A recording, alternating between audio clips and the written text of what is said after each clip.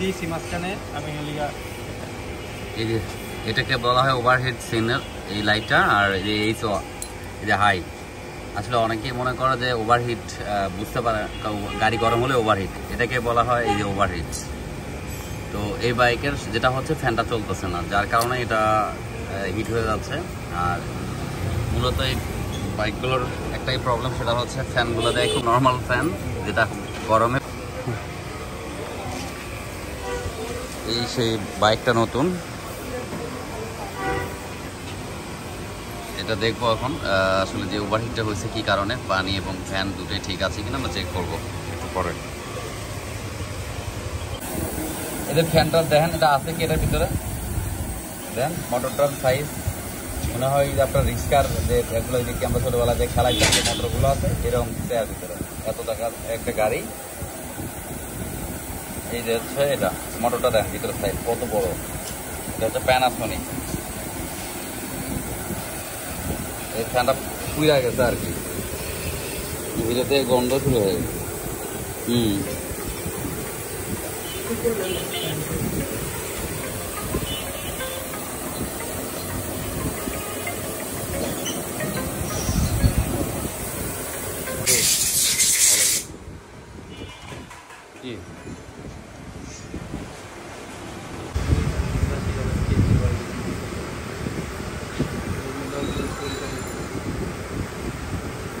Line দিছ?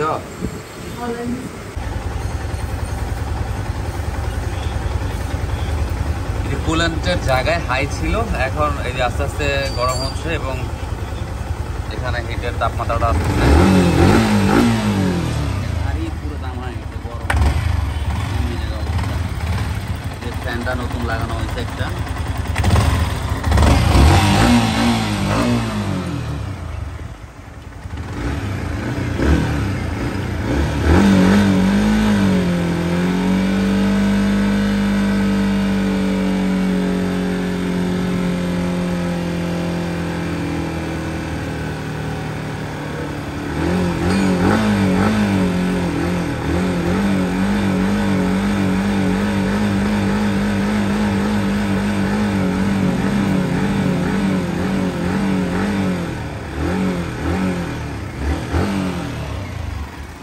Fan চলে,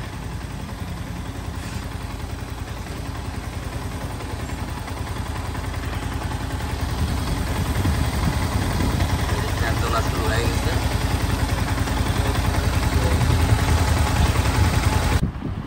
এখন যেটার প্রবলেম আসতেছে যে ফ্যানটা চলার পরও হাই হয়ে যাচ্ছে, মিটারে চলে আসতেছে সিগন্যাল। কারণটা কি, সেটাই হচ্ছে মূল কথা।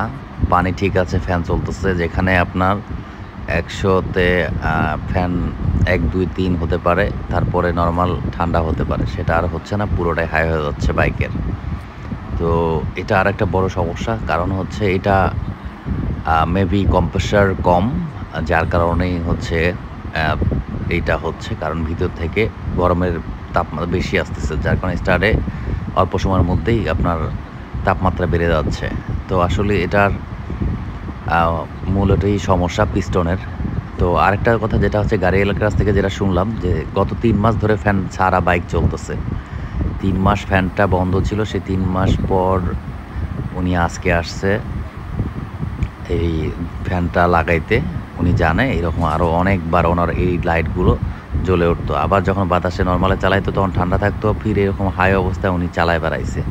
3 মাস যাবৎ এই অবস্থায় ফ্যান ছাড়া চালাইছে। এইভাবে চলার কারণে আজকে ওনার বাইকের পিস্টনের কম্প্রেসার অনেক কম, যার কারণে আসলে এই বাইকটার এই হাল।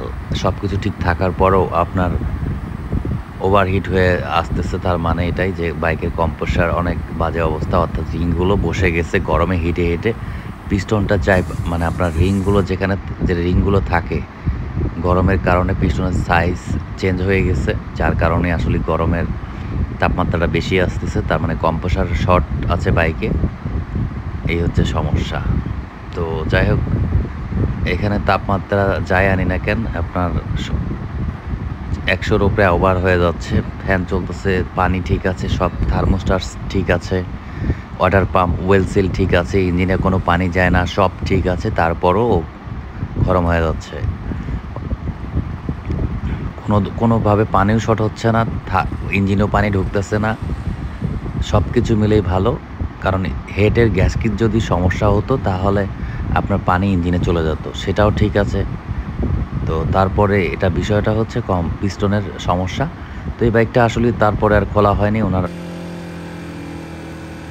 ওইভাবে প্রিপারেশন নিয়ে আসেনি, যার কারণে বাইকটা ওই অবস্থায় আবার ফ্যান দিয়ে ছেড়ে দেওয়া হয়েছে।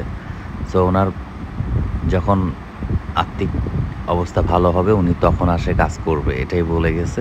তো যাই হোক, পরে শেষে আমরা আসলে ফ্যানটা উনি ফ্যান লাগাইতে আসছে, ফ্যানটা লাগাইছি।